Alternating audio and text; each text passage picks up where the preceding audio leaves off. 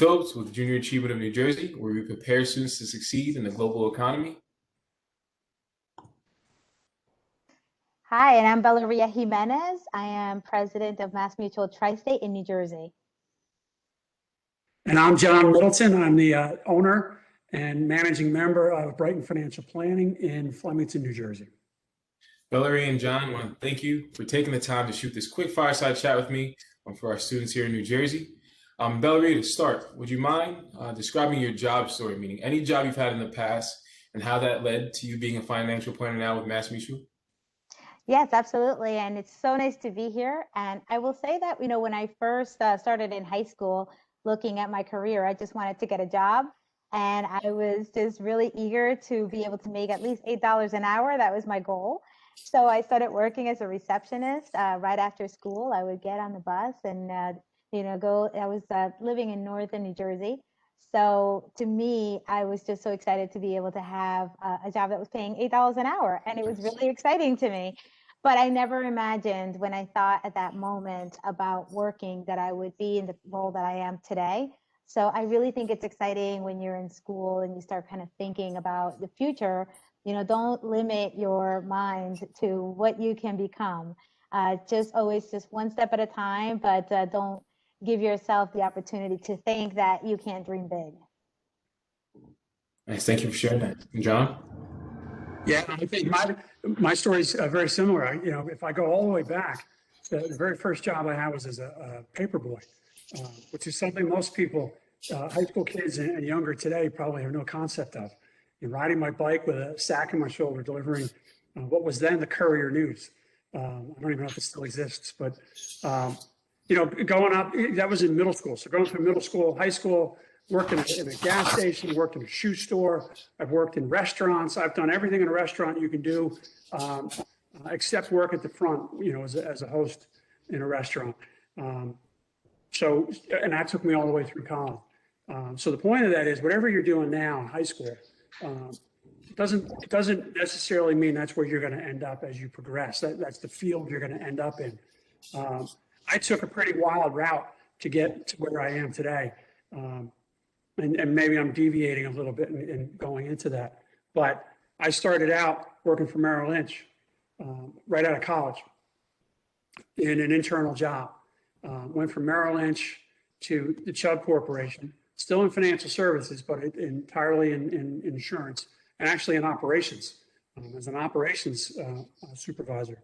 Then went to Raymond James and worked in partnership investment banking, then in regular investment banking, then went to an asset manager that Raymond James owned, then went to another insurance company, then went to Invesco, and then finally to where I am today.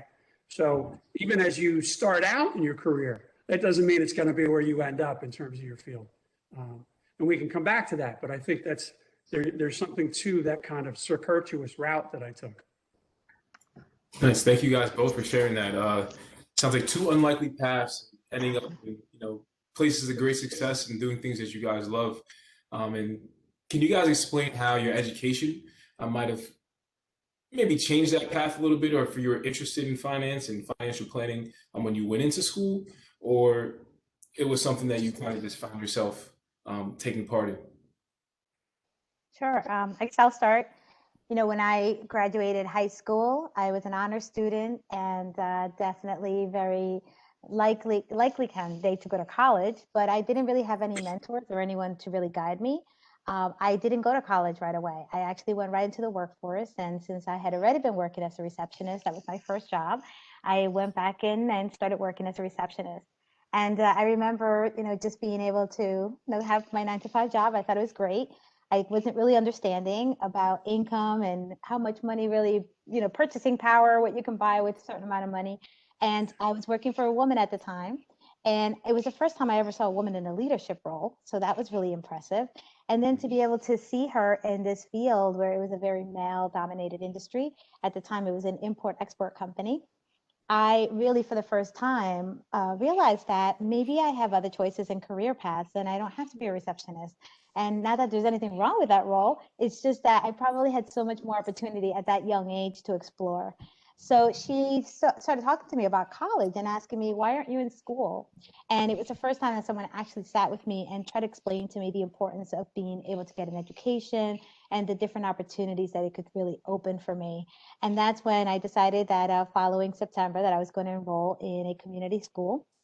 And I was putting in my application and I started my job exploration. And the one thing, just like John just mentioned, I think a lot of times students are really tough on themselves because they feel like they have to have it figured out, and you don't. You know, the beautiful thing about being young is that you're being exposed to many different opportunities.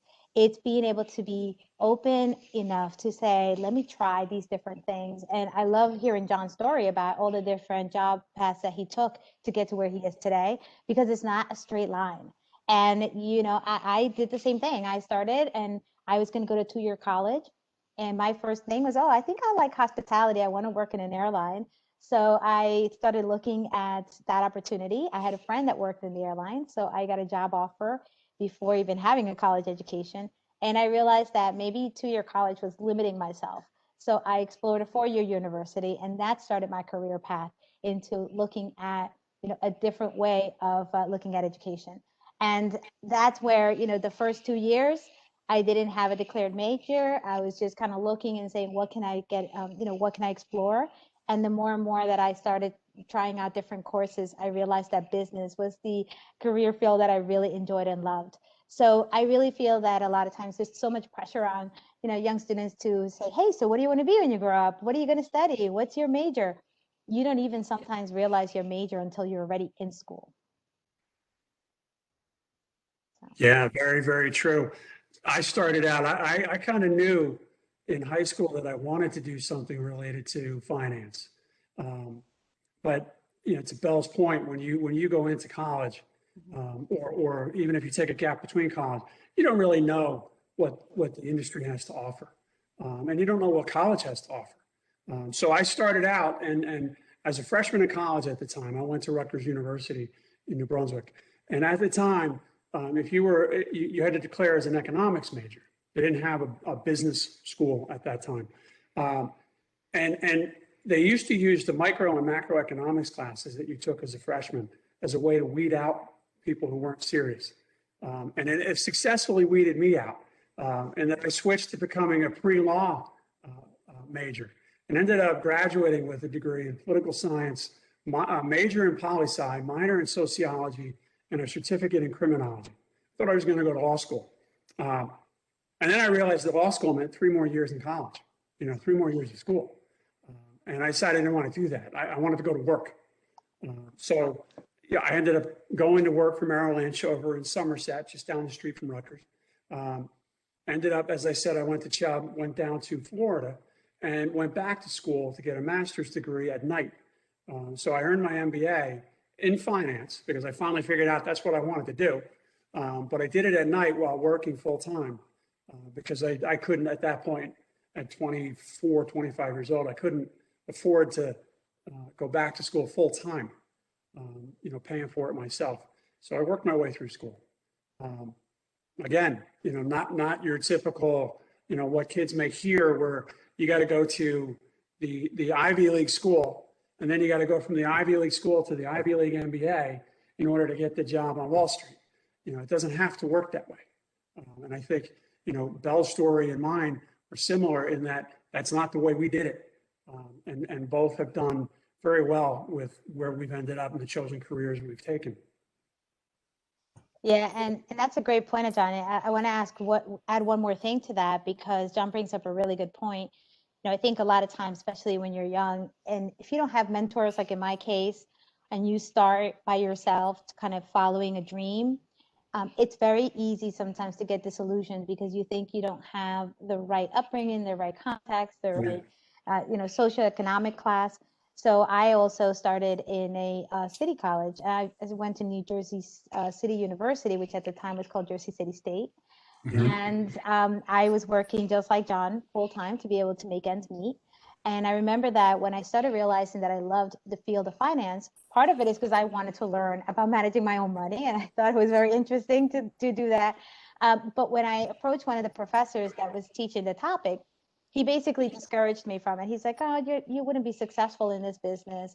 it's really not something that I think would be good for you. You should maybe try banking. And once again, there's many people along the way that will discourage you. And my recommendation is just, if you have something in your heart that you feel, don't let anybody bring you down. Just continue to go for it, because you can work hard. I started college a year after. I was an honor student in high school. And when I started school, which was a state college, I had to go to all remedial classes that first year because I couldn't test well enough to be able to put into the regular classes. So once again, that was another thing that was like, hey, maybe this isn't for me. Maybe I shouldn't consider college. So there's a lot of times we get tested along the way, and you got to just continue to work hard at it, and don't let anybody discourage you. Work hard and you'll be able to achieve, wonderful things. That was some really good insight. Apologize for the dog in the background, making a lot of noise. But that's a really good insight. And you guys shared some interesting perspective on leveraging your work experience with your education. A lot of times we think we need to go ahead and get an education first before we can say we deserve these grand jobs. But in both your cases, you had jobs that might have set you apart from the average student who's already, didn't work, doesn't have any work experience behind them, and is trying to start fresh. So thank you for that perspective. And that's really interesting. And you guys are both a part of the Financial Planning Association, something that a lot of students also don't know about in terms of associations. Can you guys both give us some insight on what the FPA is and kind of the work that you guys do? Well, I'm going to let John go first because he is the president of the FPA of New Jersey. So I think he's got the floor on this one. Yeah, so, and John, to your point, kids coming out of school, whatever field they may choose, very often the industry that they go into, the field they go into, is going to have some kind of post-college accreditation. For our industry, one of the accreditations is the Certified Financial Planner, which we both are, and the association that you can join that is comprised of certified financial planners primarily, you can join if you're not, is the Financial Planning Association of New Jersey. There is a national as well. So there's state chapters that roll up to a national chapter. And the primary benefit to our organization is the ability to network, which is going to be very important to to our audience as they move through college and into their careers. And education. We're in an industry where you constantly have to stay on top of the evolving economy, the evolving culture, the evolving rules and regulations. And so we have to be constantly working on maintaining our knowledge so that we continue to deliver for our clients. But it is the kind of thing that for kids in high school, kids in college, and then post-college, if they go into this field, getting involved with the association, and there's ways that they can do that as students, that gives them an opportunity to network, network for a job, network for an internship, and learn more about the field. Bell mentioned it earlier, and the FPA will give you the opportunity to kind of understand the breadth of opportunities available in the industry. It's not just purely financial planning role. If that's not what you want to do, but you like finance, there's other ways you can succeed. So definitely something that we would encourage the audience to consider, participating in our chapter. Yeah, I guess I would add, Johnny, that one of the things that I love about the association, especially at the college level, is that, to John's point, it helps you to explore, but it also helps you to connect with people that are in the industry that you can actually ask questions to.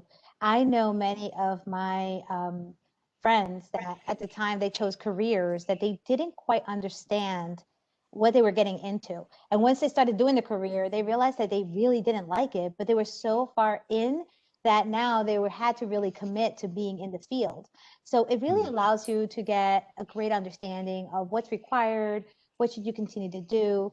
And I think, as we're having this fire chat, it's great for students to get to hear from us. But when you get to have a one-on-one with someone in the career and ask questions that are of interest to you, that's even more powerful. So it's a really great opportunity to do that. And also just to get a sense of what the field's all about, because the association invites the students to participate in many things that we do as financial planners, events that we hold. They get to hear speakers that we actually, listen to on a regular basis. So it's such a great opportunity for them to truly explore. So some really key skills there in terms of networking, opportunity growth and career development, and just understanding the field that you're getting into before actually going ahead and taking a job in the field and realizing it's not what you want to do. That's really key, and something that we're definitely going to push out to students as they go on through their education and into college. To, hey, join these associations so you can ask questions, you can meet like-minded people, and hopefully, potentially even meet a mentor, someone that's going to, kind of bring you along on that path. So thank you guys for sharing that. And John, Bell, you guys both shared some really, really good insight so far. But if you can both go back and give your younger self a piece of advice, what do you think you would say? Do you want me to start, John? Go ahead. Yeah. I think there's two things, especially, as a woman. I think that this resonates both with men and women, but I think as women, we tend to, be very fearful sometimes of things. And what I have learned is that fear is a normal thing. We're human, we feel fear. The difference is how you handle your fear and how you decide to work through it. So when I used to see Olympic stars and I would see these gold medalists, and I'd be like, wow, like, how do they do that and not be scared? And the more I listened to them in interviews and all that, I realized that they were scared. They just knew how to manage their fear. And I started becoming more open to like hearing and seeing what they would do. And I would see some of these Olympic stars before they went on, for example, an ice skater, they'd be listening to their music. They'd be meditating in a corner. They're handling their fear and using it as an advantage. And for you, as a student, you're going to be fearful of career choices, of taking your first job, of going on an interview. There's so many things that you're fearful of, but what you need to do is learn how to manage that to make it something that's going to help you and push you forward and not stop you or prevent you from taking opportunities. And the second thing I would say is to be able to really just not be afraid to do things that you think someone else is going to critique. I think a lot of times we're so concerned about what other people think that we sometimes shy away from taking on things because we're a little bit afraid of other people's judgments. And the reality is that at the end of the day, you're here for your own journey and your own experience. So don't be afraid to try new things. Go out and explore, have fun. And especially in those first 10 years of your career, understanding that you have to work hard, but you also play hard. You need to enjoy your life. And I see, a lot of times when we get started in the workforce, that's one of the first things we struggle with. We either don't pay enough attention to work, and that gets us in trouble, or we are so into our job that we forget to have fun and be young.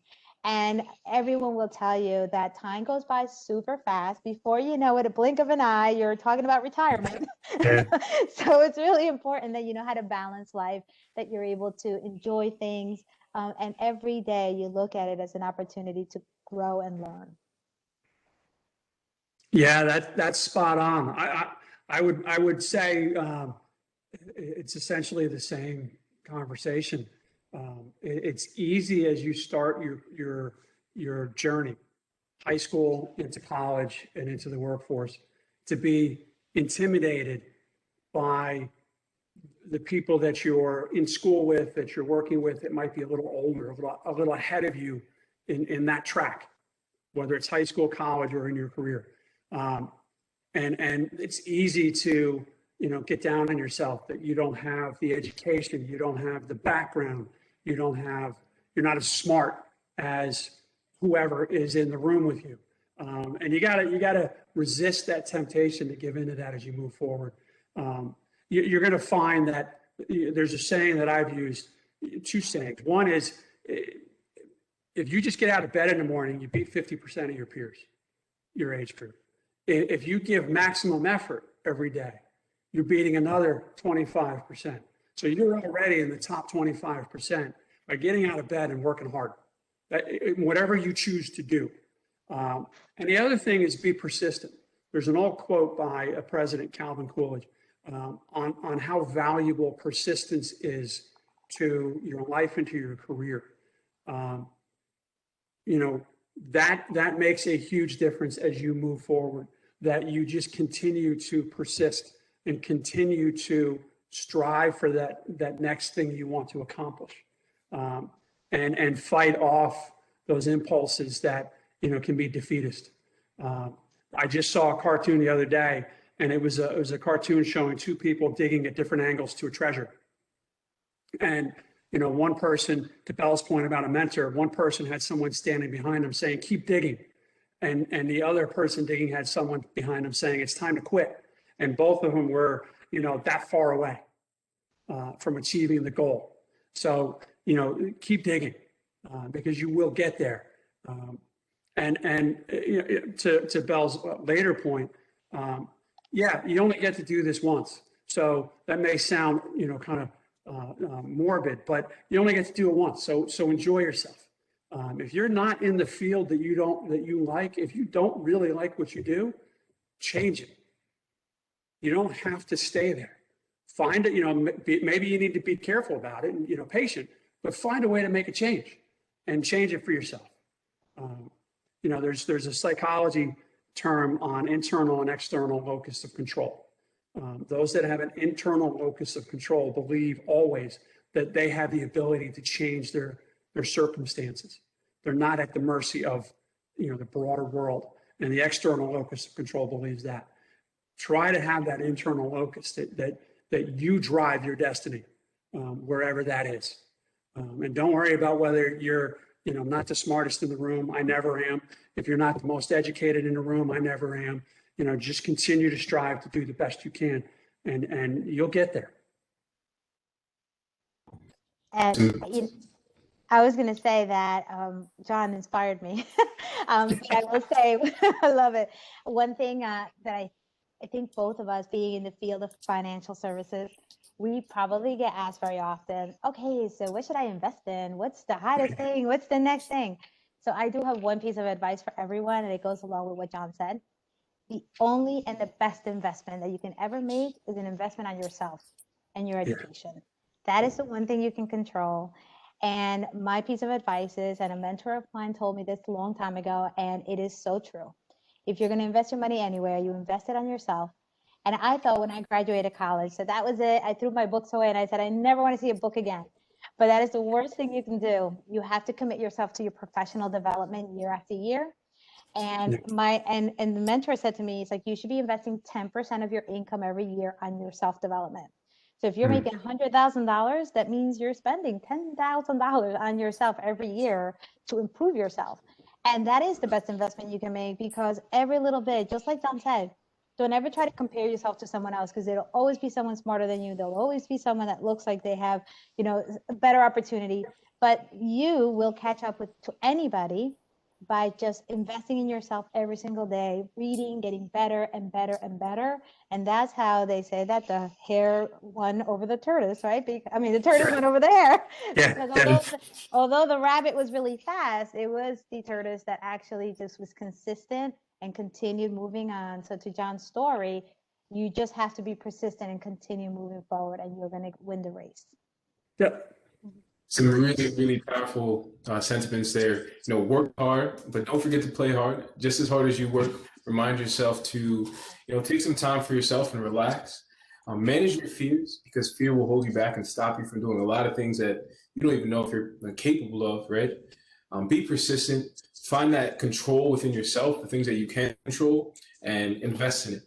And from there, you know, things might fall into place. So if you're interested in this video, there'll be links to the Financial Planning Association and more information around the CPA exam and getting started in that process. So Bellaria and John, I want to thank you guys again for taking this time to shoot this fireside chat from Junior Achievement. We really, really do appreciate you guys and look forward to talking with you in the future. Thank you very much. Thank you so much.